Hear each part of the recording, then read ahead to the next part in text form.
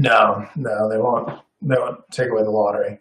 There's really no way other than the lottery to do it, just because they get so many applications in a fiscal year that they have to do the lottery.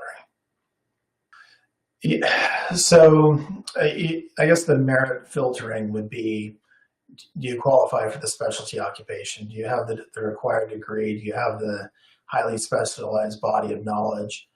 That's where the merit comes in.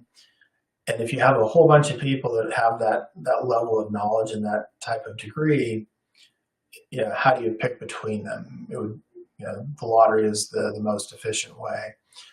If they switch to, a weighted process in the lottery where they give different points and weight to different factors, they could do that and change the lottery in that way.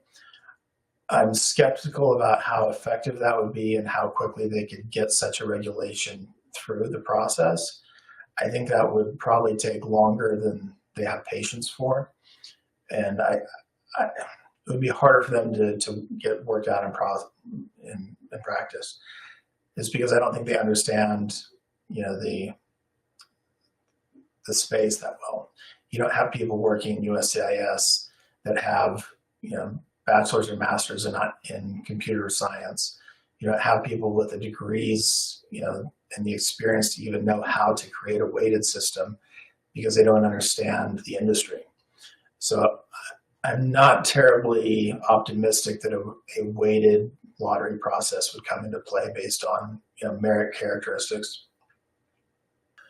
So the biggest change is it's no longer an employer-centric process.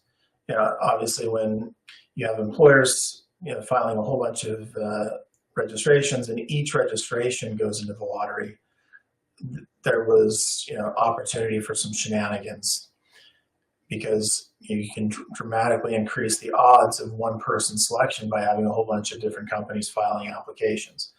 That's gone now, and so it's pretty easy to comply with the lottery rules at this point, where the only thing that I have concern about going forward is how far USCIS is going to take this bona fide job offer at the time of filing requirement.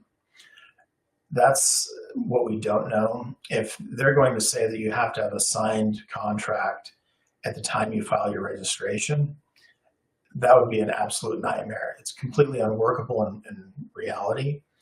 But if they took that position, if your job is bona fide only if you have a contract signed at the time of the lottery registration, that's going to be a mess.